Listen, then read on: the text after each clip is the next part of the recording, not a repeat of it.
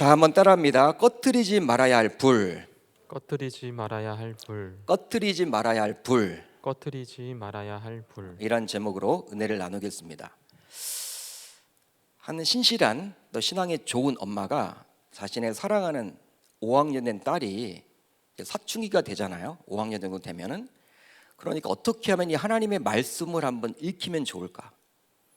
뭐 중학교에 가서 읽어도 좋지만, 고등학교에 가서 읽어도 좋지만, 고등학교, 중학교에 올라가게 되면 더 바빠지잖아요. 그러니까 이제 사춘기가 시작되었으니까 이 딸로 하여금 성경 말씀을 한번 읽히도록 하고 싶었어요. 근데 엄마 말을 애들이 듣나요? 너 성경 읽어라. 여러분, 어떤 보상이 주어지지 않으면 애들이 저런 게 안 읽잖아. 그러니까 엄마가 고민을 하다가 딸에게 제안을 합니다. 딸아, 내가 그냥 맨입으로 너에게 성경을 읽으라고 하면 너 안 읽을 것 같아. 네가 성경 66권을 한번 읽는다면, 창세기부터 이 요한계시록까지 딱 한번 읽는다면 내가 너에게 현금 10만 원을 줄게. 너 해보겠니? 제안을 한 거예요. 딸이 했을까요? 안 했을까요? 딸이 평소에 가지고 싶은 것들이 많았거든요. 그러다 보니까 고개를 끄덕끄덕거리면서 한번 해보겠다라고 다짐을 합니다. 진짜 딸이 열심히 해요. 성경을 막 읽기 시작해. 막 창세기를 막 붙들고 있는 거예요. 평소에는 스마트폰을 보고 있는 딸이었는데 이제 성경을 읽겠다고 약속을 하고 나서 그 10만 원을 막 얻기 위해서 성경을 읽기 시작합니다. 창세기부터. 그러니까 엄마의 마음이 여러분 얼마나 흐뭇하겠어요. 뭐 10만 원은 되수겠습니까? 하나님의 말씀을 한번 읽어내도록 한다는 그 자체가 얼마나 여러분 대단한 거예요. 그 사춘기 때.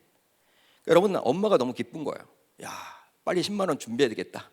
벌써 이제 창세기 거의 맞춰지고 있는데 이런 식으로 나가다가는 이 요한계시록까지 금방 뛰겠구나. 이런 마음을 갖게 된 거예요. 난 보름이 지났나요? 보름이나 거의 한 달이 지났나? 애가 시무룩해져서 엄마에게 찾아왔어. 그러면서 하는 말이, 엄마, 저 레위기는 좀 건너뛰면 안 될까? 레위기는 읽어도 잘 모르는 것 같은데 레위기를 건너뛰고 민수기부터 다시 시작해서 요한계시록까지 읽을 테니까 대신 나 9만 원만 줘. 10만 원은 내가 좀 달라고 하기 그렇고 엄마가 10만 원 준다고 했는데 나 9만 원만 받을게. 이 레위기를 좀 건너뛰도록 해줘. 이렇게 이야기한 거예요. 레위기가 여러분 27장으로 구성되어 있죠. 딸아이가 1장을 딱 펴는 순간 앞이 캄캄한 거예요. 이게 무슨 뜻이냐? 이해도 되지 않고, 이걸 어떻게 27장까지 읽어야 돼? 읽어내기가 버거운 거야. 그래서 고민을 하다가 엄마에게 찾아가서 손을 잡으면서 다시 제시를 한 거예요. 여러분, 그만큼 레위기는 읽어내려가기가 참 쉽지 않습니다. 여러분들은 어떠하세요? 저도 신대원 들어가서도 이 레위기가 참 어렵더라고요. 지금도 여러분 마찬가지예요. 우리가 여러분 공부를 했지만, 신앙을 전공해서 다 했지만 또 그때그때 다 잊고 지내다 보면 레위기를 보면요, 어떤 성도들은 또 용어를 막 갑자기 물어봐요. 그럴 때 되면 당황스러운 것도 사실이에요. 앞에서 언급한 초등학교 5학년 학생에만 어려운 것이 아니라 오랫동안 신앙생활을 해온 우리들조차도 읽어내려가기가 만만치 않은 게 바로 이 레위기입니다. 그 이유가 있죠. 바로 레위기에 나오는 용어 개념이 현재 교회에서 사용되는 용어와 개념이 아니에요.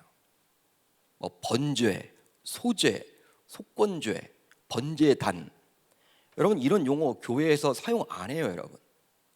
또 한 가지는 실제 우리의 삶과도 다소 동떨어져 있기 때문에 이 레위기 말씀을 읽어도 이 개념 파악이 잘 되지 않습니다. 그러니까 어려워해요. 그러기에 레위기를 제대로 이해하기 위해서는 당시 히브리 민족의 문화와 종교와 관습과 언어를 먼저 알고 접근하셔야 합니다. 따라서 레위기를 정복하려면요, 우리 교육자들의 도움을 받으셔야만 해요. 그러니까 교회에서 레위기 강좌가 열렸다, 바이블 칼리지 같은 경우에 우리 목사님들이 레위기 강의를 하신다 그러면요, 여러분 그거 놓쳐서는 안 돼요. 어떤 일이 있어 들으셔야 돼요. 왜? 여러분 이 레위기를 이렇게 한번 우리가 공부하지 않으면 평생 가도 읽어 내려가긴 내려가지만 어떤 의미인지를 저를 파악하기가 쉽지 않다는 거예요. 여러분, 그렇다면 레위기는 어떤 내용입니까?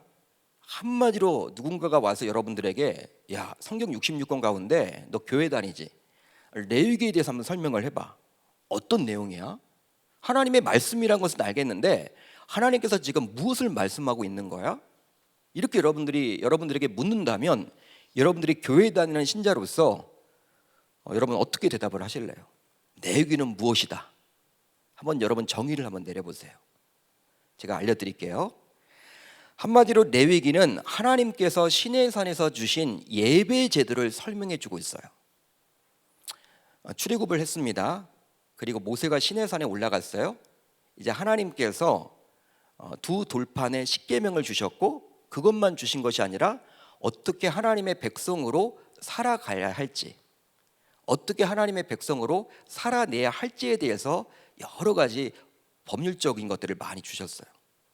이렇게 살아야 된다, 저렇게 살면 안 된다, 무엇을 먹어야 된다, 무엇을 먹지 말아야 된다, 이런 이야기를 하셨어. 근데 하나님께서는 예배에 관련된 부분에 대해서 무려 27장이나 할애를 해서 레위기 말씀을 주신 거예요. 너희들 예배를 이렇게 드려야 돼. 예배를 드릴 때는 이것 조심해야 돼. 이런 식으로 드리는 게 예배야. 내가 받는 예배는 이런 예배고 내가 받지 않은 예배는 이런 예배야. 무려 27장을 할애해서 하나님이 레위기를 통해서 예배를 어떻게 드려야 할지 저와 여러분들에게 말씀해 줍니다. 그만큼 하나님의 관심은 어디에 있다? 예배에 있음을 알 수가 있는 거예요.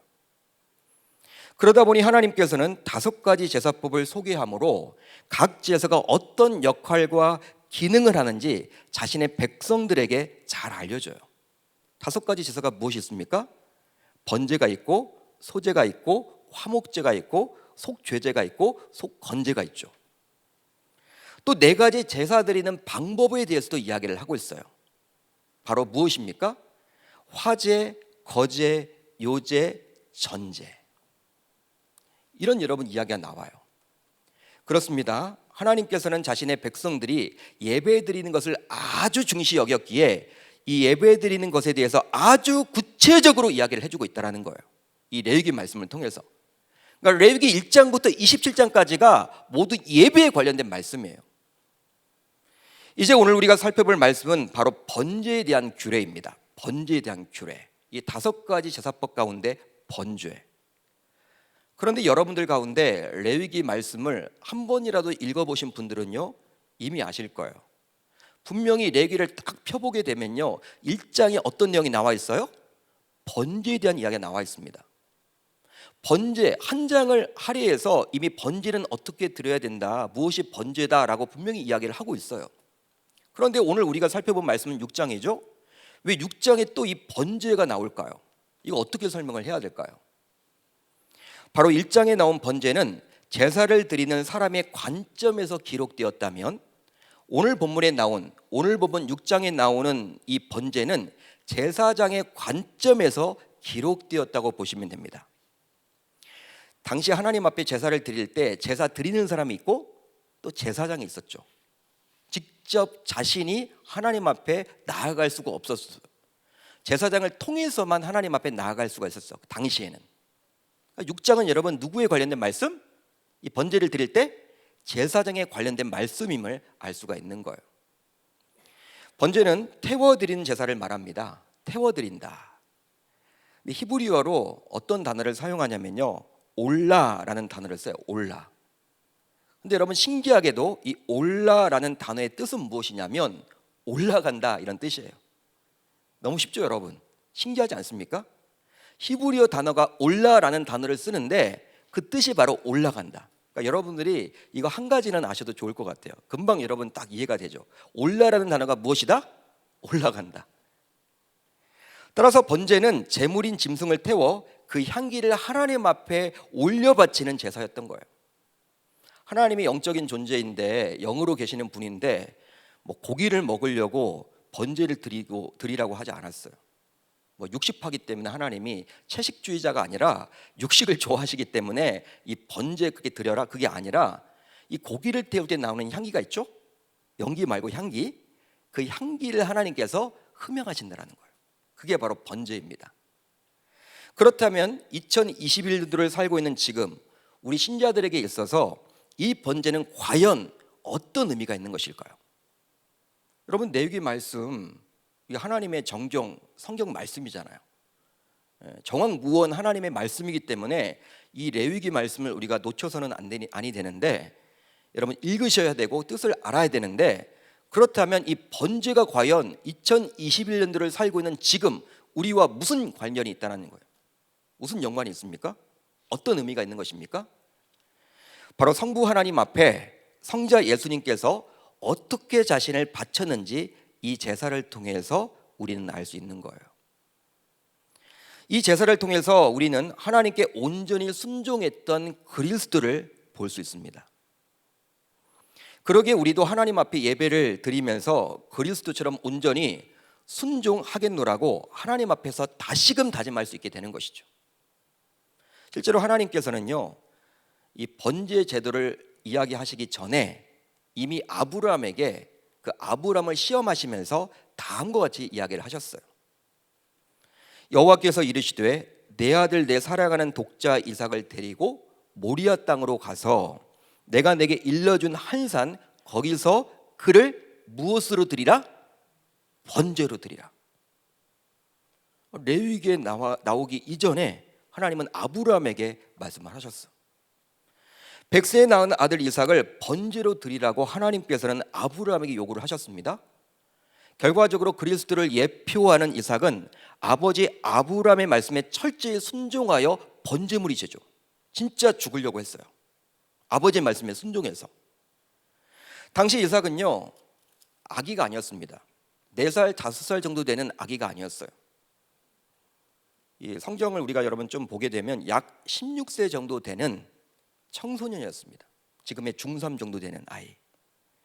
여기에 이렇게 70대 되시는 60대 70대 되시는 우리 할아버지 할머니들 계시지만, 여러분 할아버지 할머니들보다 이 중3 정도 되는 남학생 아이들의 힘이 더 세겠죠. 아브라함은 지금 116세 정도 되는 할아버지예요. 예? 그렇기 때문에 이삭이 이 아버지 아브라함이 너 이제 번제물로 내가 바쳐야 돼 이런 얘기 했을 때 어떻게 해요? 그게 싫으면요, 그냥 아버지를 밀쳐버리고 그냥 모리아에서 여러분 뛰어내려올 수 있어. 도망칠 수 있어요. 아버지 지금 뭐 하는 거냐고, 왜 내가 죽어야 되냐고 막 따지면서 아버지를 밀쳐버리고 그냥 여러분 모리아산을 뛰어내려와. 그리고 집에 갈 수도 있어요. 여러분 이삭은 그렇게 하지 않았다라는 거예요. 이삭은 아버지 아브라함을 신뢰하며 그의 말에 전적으로 순종하게 되었죠. 힘을 가지고 있었지만, 마치 이러한 이삭의 모습은 십자가상에서 온갖 고초와 수치를 당하면서까지 성부 하나님의 뜻에 온전히 순종하려 했던 그리스도를 볼 수 있습니다. 이삭의 모습을 통해서 우리는 누구를 볼 수 있어요? 그리스도. 순종했잖아요. 이렇듯 번제를 드림으로 하나님의 백성들은 하나님께 순종하겠노라고 다짐하고 결단하게 되는 것이죠. 따라서 하나님의 자녀인 저와 여러분들도 매주일마다 이 번제를 드림으로 그리스도처럼 하나님의 말씀과 뜻에 철저히 순종하겠노라고 다짐하고 결단해야 할 줄 우리 주님의 이름으로 축원합니다. 축원합니다. 이 예배 시간이 바로 이 번제 요소가 있다는 거예요. 여러분 예배를 우리가 왜 드립니까? 하나님 앞에 영광 올려드리고 받은 은혜를 감사해서 드리는 것도 있지만, 또 예배 시간을 통해서 뭘 하게 돼요? 내가 그동안 하나님의 말씀대로 살지 못했는데 이제 회개하고 하나님의 말씀과 뜻에 맞춰서 순종하며 살겠노라고 다짐하고 결단하잖아요. 그건 다짐과 결단이 있는 게 바로 예배 아닙니까? 근데 이 번제 요소가 바로 그거예요. 그리스도가 그렇게 순종했듯이 나도 그렇게 한번 살아봐야겠다. 몸부림을 치는 것이죠. 그렇게 하실 수 있기를 우리 주님의 이름으로 축원합니다. 자, 이제 9절을 봅니다. 오늘 성경 여러분 말씀 9절 이렇게 기록이 되어 있죠. 아론과 그의 자손에게 명령하여 이르라. 번제의 규례는 이러하니라. 번제물은 아침까지 제단 위에 있는 석쇠 위에 두고 제단의 불이 그 위에서 꺼지지 않게 할 것이요. 제단의 불이 그 위에서 꺼지지 않게 할 것이요. 번제는 제물인 짐승을 태워드리는 제사였기에 반드시 그 제물을 태우는 번제단이 필요했어요. 아무 곳에서나 여러분 태우는 게 아닙니다. 번제단이 필요했죠. 그런데 하나님께서는 어떻게 이야기를 하고 있어요? 이 번제단에 있는 불을 꺼트리지 말라는 거예요. 꺼지지 않게 하라는 거예요. 자, 여러분 또 12절을 보세요. 오늘 본문 12절을 봐도 이렇게 기록되어 있습니다. 제단 위에 불은 항상 피워 꺼지지 않게 할지니. 신신당부를 하고 있는 거예요, 하나님께서.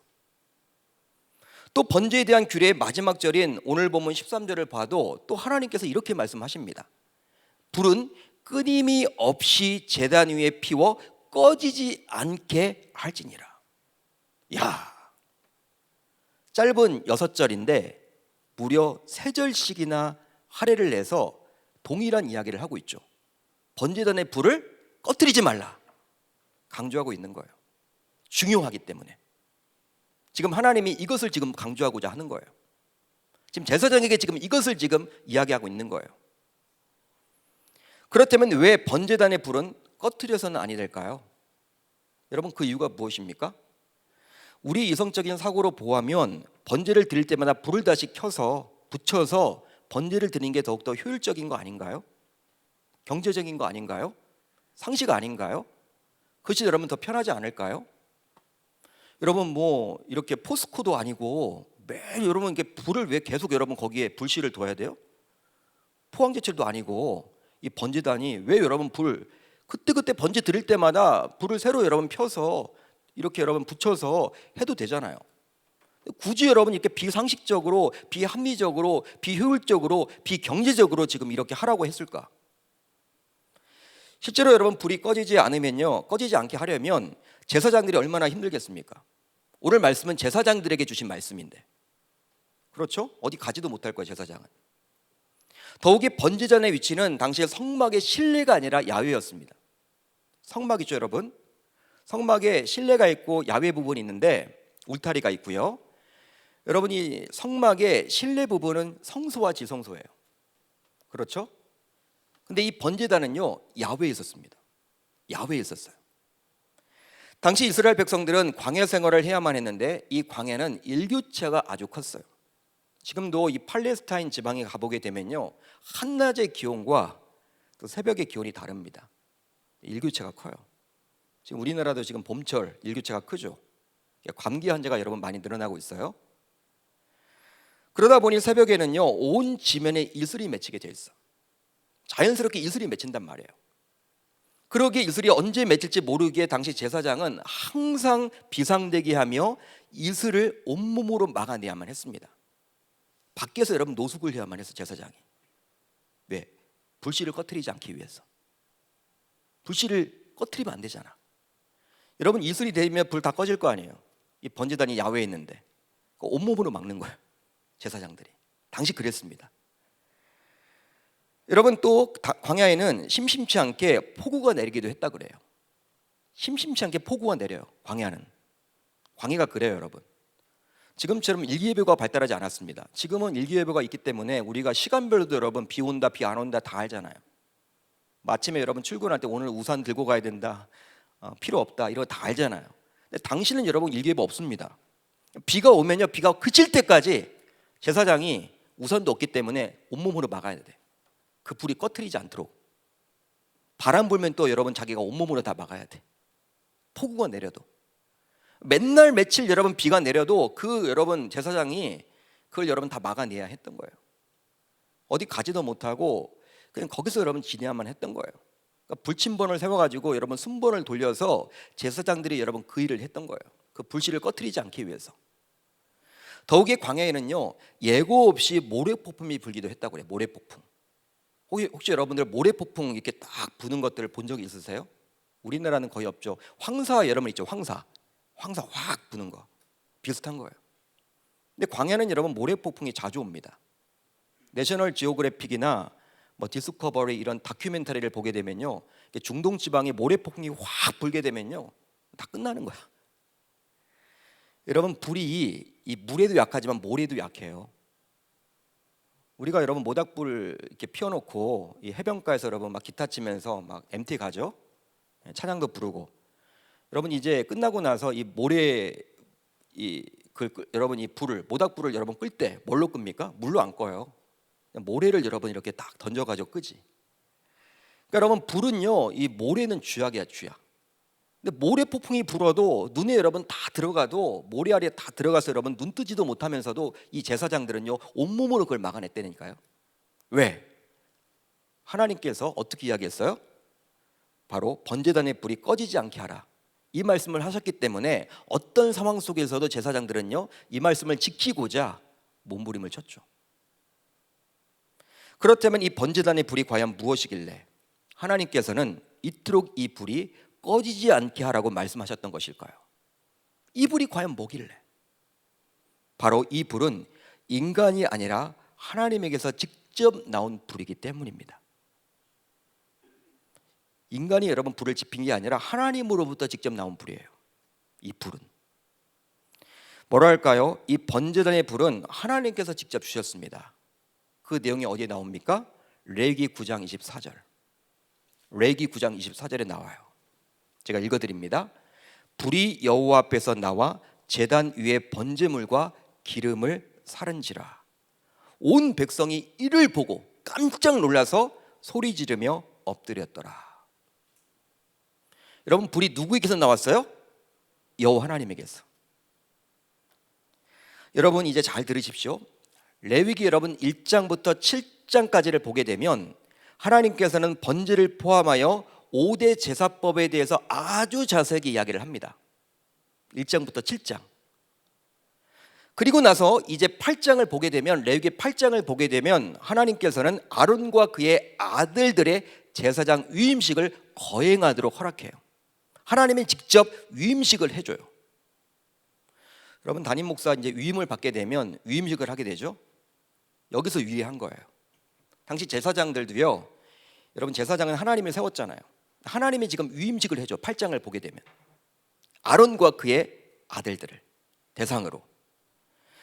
그 이후 어떡합니까? 이제 아론과 그의 아들들은 정식 제사장이 되어서 최초로 공식적인 제사를 거행하게 되는데 그 내용이 바로 9장이에요. 9장. 9장을 보게 되면요, 1장부터 7장에서 이야기했던 그 제사법, 하나님께서 말씀하셨던 이렇게 제사를 드려야 돼, 번제는 이렇게 제사를 드리는 거야, 속건제는 이렇게 제사를 드리는 거야, 화목제는 이렇게 제사를 드리는 거야, 이 내용을 가지고 공식적으로 처음 제사를 드렸던 것이 바로 이 9장의 내용이에요. 그런데 여러분, 이 9장 마지막 절인 24절을 보면 이 번제단의 불은 제사장이 붙이지 않았다는 거예요. 처음 불이 내릴 때, 불을 주셨을 때 사람들이 불을 붙이지 않았고 누가 주신 거예요? 하나님. 여호와 하나님이 직접 주셨어요. 불이 여호와 앞에서 나와. 그러기에 이 불은 하나님께로부터 온 것이기에 그 근원은 사람과는 아무 상관이 없습니다. 쉽게 말하면 하나님께서는 번제를 비롯하여 번제단에서 짐승을 태울 때 자신이 직접 준 불로 태우기를 원했던 것이죠. 따라서 사람이 만든 불이나 또는 다른 곳에서 점화시켜온 불을 번제단에 붙이려는 사람은 벌을 받았습니다. 벌을 받았어요. 누가 여러분 벌을 받았어요? 바로 아론의 두 아들이었어요. 바로 아론의 아들이었던 나답과 아비후였죠. 여러분 10장 1절로 2절을 보세요. 이렇게 기록되어 있습니다. 아론의 아들 나답과 아비후가 각기 향로를 가져다가 여호와께서 명령하지 아니하신 다른 불을 담아 여호와 앞에 분향하였더니 불이 여호와 앞에서 나와 그들을 삼킴에 그들이 여호와 앞에서 죽은지라. 아론의 두 아들이 즉사를 당해버렸어.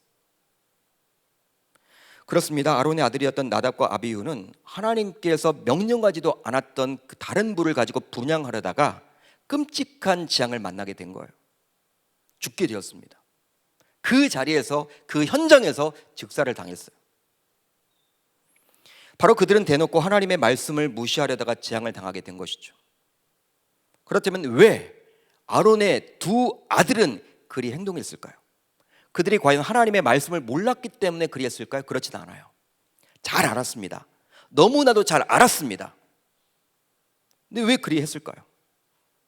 바로 하나님의 말씀보다도 자신의 이성적인 사고와 세상적인 가치관인 상식을 따랐기 때문이죠. 그러니까 하나님의 말씀보다도 말씀을 알아요. 다른 불을 가지고 이 번제단에 가면 안 돼. 번제단, 하나님께서 주신 그 불로 제물을 태워야 하는데 알아도 이게 괜찮겠지 뭐, 이거 뭐야, 불편하게, 예? 내가 불을 붙여야지 뭐. 이 번제를 매일 뭐 드리는 것도 아니고 이 편리한 경제적 효율성, 상식 이걸 따진 거예요. 아마도 아론의 아들이었기에 그들도 모두 제사장으로 위임을 받았겠죠. 따라서 8장 그 위임식 현장에도 분명히 그는 있었습니다. 그들은 있었을 거예요. 아론의 두 아들은 제사장이었기에 번제단의 불을 꺼뜨리지 말아야 할 책임이 그들에게 있었습니다. 그렇죠? 레기 6장의 말씀을 통해서 그들 모두 이러한 사실을 이미 알고 있었으리라 합리적인 추론을 해볼 수가 있어요. 제가 읽어드릴게요. 여호와께서 모세에게 말씀하여 이르시되 아론과 그의 자손에게 명령하여 이르라. 이 자손에 여러분 그 나답과 아비가 들어가 있겠죠. 아론과 그 아들들도 여러분 들었겠죠. 누구를 통해서? 모세를 통해서. 이것이 하나님의 뜻이라는 것. 그 뜻이 무엇입니까? 바로 제단의 불이 그 위에서 꺼지지 않게 할 것이요. 알았단 말이에요. 바로 그들은 개인적으로 작은 아버지였던 모세를 통해서 이 제단의 불을 꺼뜨리지 말아야 한다. 그것이 하나님의 뜻이다. 이걸 너무나도 잘 알았습니다. 그렇습니다. 비록 아버지인 아론이 있었죠. 아버지가 있었습니다.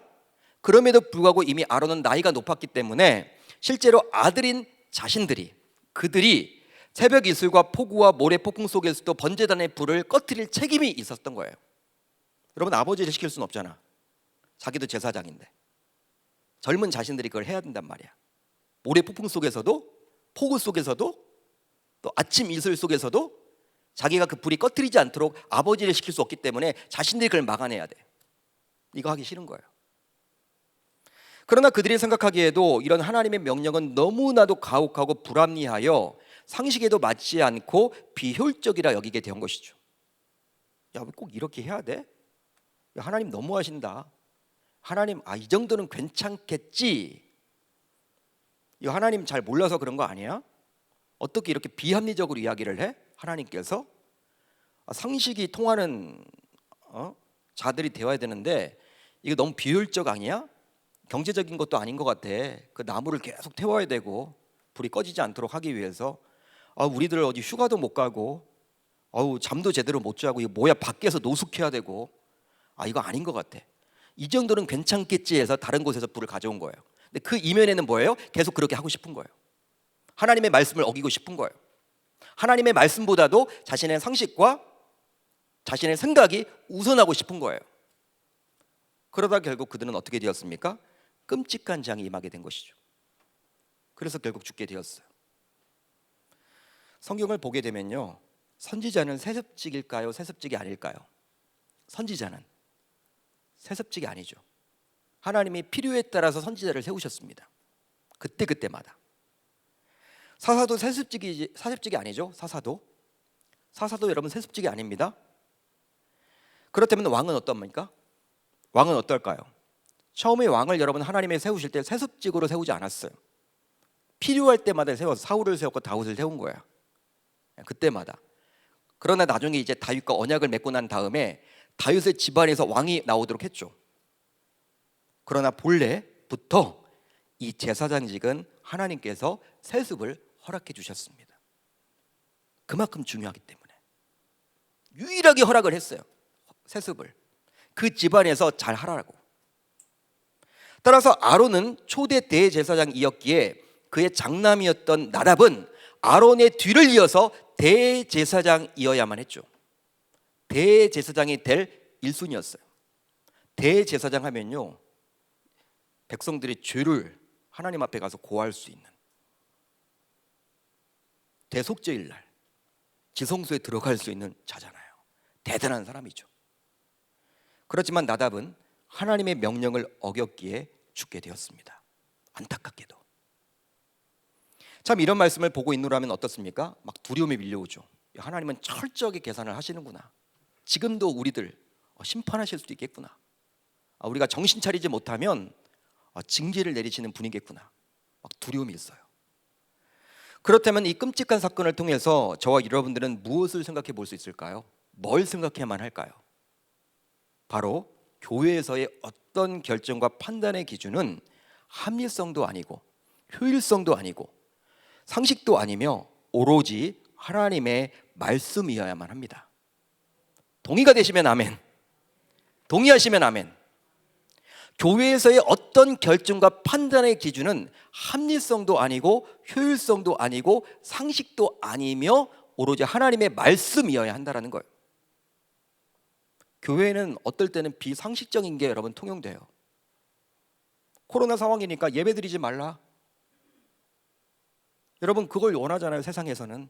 너희들 왜 예배를 드려? 여러분 방역 지침 같은 걸 보게 되면 예배 안 드리는 게 그게 상식처럼 보여. 안 모여야 되니까. 우리는 예배를 드리잖아요. 왜?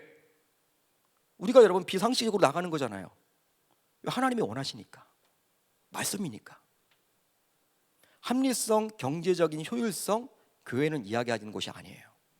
세상 직장에서는 그렇게 이야기하죠. 돈을 많이 벌어야 되니까. 근데 교회는 그거 아니야. 어떨 때는 교회는 퍼주는 곳이에요. 우리가 보기에는 이렇게 해야 돼. 교회 헌금으로 이런 거 해야 돼? 하나님이 원하시면 하고요. 원치 않으시면 안 하면 되는 거예요. 말씀이 기준이라는 거예요. 여러분 성도들 가운데서 교회는 주님께서 피로 사셨기 때문에 결코 망하지 않아. 교회는 주님이 책임져 주셔. 주님 것인데 뭐 주님이 어련히 알아서 책임져 주시지 않을까? 이렇게 여러분 이야기하는 분들이 있어요. 근데 그런 이야기를 들으면 맞는 말 같아. 교회는 주님의 피로 사셨으니까 주님이 책임져 주시겠지. 주님 건데 누가 손해겠어? 여러분 그런 이야기 들으면요 고기가 끄떡끄떡 거리죠. 그렇게 이야기하는 분들이 많아요. 제가 여러분 교회 걱정을 하면 우리 이제 권사님들 가운데 뭐 장로님들, 뭐 집사님들 가운데 성도님들 가운데서는요 저를 여러분들 이렇게 안심시키기 위해서 하는 말인지 알아요. 목사님 걱정하지 마세요. 우리 교회 잘 될 겁니다. 우리 교회 잘 될 거예요. 우리 교회 주님의 피값으로 세우신 교회인데 목사님 왜 이렇게 믿음이 없으세요? 우리 교회 잘 될 거예요. 이렇게 이야기하는 분들이 있어요. 그런 이야기 들으면요 막 안심도 되고 위로도 받고 하는데 진짜 그럴까요 여러분? 교회는 망하지 않을까요? 여러분 어떻게 생각하십니까? 여러분 분명한 것은요 하나님의 말씀이 기준이 되지 못하는 교회는 결국 망해요. 망하고 맙니다. 하나님의 말씀이 기준이 되지 못하는 교회는 그런 교회는 망해야만 해요. 망할 수밖에 없어요. 역사적으로 보게 되면 제가 말씀을 드릴게요. 초대 교회였던 예루살렘 교회 어떻습니까? 베드로 사도가 담임 목사였습니다. 야고보 사도가 담임 목사였습니다. 그 교회 있습니까? 없어요. 빌립보 교회 어떻습니까? 갈라디아 교회 어떻습니까? 소아시아 7교회였던 에베소 교회, 서머나 교회, 버가목 교회, 두아디라 교회, 샤덱 교회, 빌라델피아 교회, 라우디아 교회, 요한계시록에 나와 있던 그 교회들은 다 지금 어디 있습니까? 다 사라졌어요. 특별히 우리 주님께서 에베소 교회에게 친히 경고해 주신 말씀인 내가 내게 가서 내 촛대를 그 자리에서 옮기리라. 그러니까 교회답지 못하면 하나님의 촛대를 옮겨버린다는 거예요. 에베소 교회에 이런 경고를 했는데 이 경고대로 모든 소아시아 7교회가 다 사라졌어요. 지금은 다 이슬람 지역이 됐어요. 터키죠. 여러분들 에베소 교회 같은 경우에는요 사도 바울이 친히 개척했어요. 그리고 디모데가 담임 목사였어. 영적인 아들과 같은 디모데 전후서, 이 바울이 자신이 아끼는 사랑하는 아들과 같은 디모데에게 쓴 편지 아닙니까? 그 편지의 대상자였던 그 디모데가 담임 목회했던 곳이 바로 에베소 교회인데 지금 사라졌어. 따라서 하나님의 말씀보다 사람들의 생각과 상식이 위에 서게 되면 아무리 현재 사람들이 많이 모이고 재정이 풍부하고 화려한 건물을 자랑하더라도 어느 순간 그 교회는 역사의 뒤안길을 당하게 되는 거예요. 아무리 찬란하고 화려한 교회이더라도 유명 인사가 세운 교회라도 하나님의 말씀이 기준이 되지 못하면 어느 순간 그 교회는 사라져요. 우리 계명교도 마찬가지예요. 실제로 유럽의 교회들을 보세요. 불과 한 세기 전만 하더라도 매주 많은 성도들이 모여서 예배를 드렸던 그 이름난 교회들이 모두 이슬람 회당으로 바뀌어졌거나 지금 술집으로 바뀌어졌어요. 지난 주중에 제가 영국에서 거주하시면서 이슬람을 연구하시는 한 분의 목사님과 함께 제가 이렇게 카톡으로 소통을 했습니다. 제가 여러분 영국이 여러분 어떤 나라인지 아시죠? 기독교 국가였습니다. 청교도들의 나라에서 청교도. 신앙을 지키고자 여러분 순교를 당했던 청교도. 여러분 존 버년이라고 천류역정의 저자. 이 존 버년이 여러분 감옥 안에서 그 신앙을 지키면서 썼던 게 천류역정 아닙니까? 그 책. 근데 그 존 버년의 고향이 바로 이 고국이 바로 영국이었어요. 잉글랜드. 여러분 영국이 어떤 나라입니까? 여러분 감리교회 있죠? 감리교회. 우리나라에 감리교회 들어와 있죠? 감리교회 창시자는 예수님이라고 이야기하지만 교리적으로 모든 것들을 만든 게 바로 요한 웨슬레, 조지 휘필드인데 그들의 여러분 고국이 바로 영국이었어요. 대단하죠? 그뿐만이 아닙니다. 우리나라와도 여러분 아주 인연이 깊어요. 우리나라 최초의 선교사였던 토마스 선교사님, 평양의 대동강가에서 순교의 피를 흘렸죠? 그분도 여러분 영국 분이야. 미국 분이 아닙니다. 그렇게 여러분 화려했던 그 영국 교회가 지금 다 어디가 있느냐? 목사님이 그러더라고요. 영국에 갈 만한 교회가 없대요. 다 이제 이슬람이 돼가지고 영국은 이제 이슬람 국가래. 이슬람 국가. 그렇게 됐대요 여러분. 이 정치인들도 이슬람이 여러분 워낙 강하다 보니까 그들의 눈치를 본대요. 예. 그러면서 점점 이슬람화 된다. 영국이. 그런 나라가 선교사를 그렇게 많이 파송했고 그렇게 화려하고 유명인사가 많았던 그 영국이란 나라가 점점 이슬람화 된다. 이슬람들이 얼마나 이렇게 전투적으로 이렇게 전도하는지 모른다. 그런 얘기를 제가 듣고 막 너무나 속상하더라고요. 그러기에 반드시 교회는 다음의 말씀 앞에서 우리가 떨어야만 해요. 이 말씀을 신중하게 붙잡아야 합니다. 나를 존중히 여기는 자를 내가 존중히 여기고 나를 멸시하는 자를 내가 경멸하리라. 아멘. 나의 말씀을 존중히 여기는 교회를 내가 존중히 여기고 나의 말씀을 멸시하는 교회를 내가 경멸하리라. 하나님의 말씀이에요. 그렇습니다. 하나님의 말씀은 언제나 존중받아야만 합니다. 여러분 아멘입니까? 말씀이 존중받는 교회가 되어야 우리 주님 오실 때까지 그 교회는 지속될 수가 있는 거예요. 그게 여러분 우리가 목표 아닌가요? 그냥 여러분 계명교회 그냥 우리가 여러분 살던 이때만 그냥 존속하고 우리 후대는 모르겠다. 나 죽으면 뭐 끝이지. 그게 아니잖아요 여러분. 이제 말씀을 정리하겠습니다. 번제단의 불을 하나님이 주셨기에 감히 꺼뜨리지 말라고 하나님께서 신신당부를 한 것처럼 우리들 가운데 어느 누군가는 하나님께서 부어주신 이 성령의 불을 꺼뜨리지 않도록 하기 위해서 최선을 다해 교회를 위해서 매일매일 기도하고 예배 자리를 반드시 지켜야 할 줄 믿습니다. 당시에는 오직 제사장만이 그 번제단의 불을 꺼뜨리지 않도록 수고했다면 예수님께서 십자가에 달려 죽으심으로 저와 여러분들 모두 이제 제사장이 되었어요. 만인 대제사장. 교육자들의 문제는 아니에요. 담임 목사 혼자 여러분 아둥바둥 한다고 되는 게 아니에요. 여러분들이 예수님의 십자가와 그 부활을 믿는다면 여러분들 모두 다 제사장이 되어서 여러분들의 죄를 지고 하나님 앞에 직접 나아갈 수 있게 되었어요. 구약시대에는 제사장들이 여러분 그렇게 불을 지키려고 몸부림쳤다면 이제 저와 여러분들 모두 함께 그 역할들을 해주셔야 한다는 거예요. 이 성령의 불이 꺼트리지 않도록 저와 여러분들 모두 최선을 다해야만 하는 것이죠. 사랑하는 성도 여러분, 코로나는 영원한 것이 아닙니다. 언젠가는 분명히 끝날 거예요.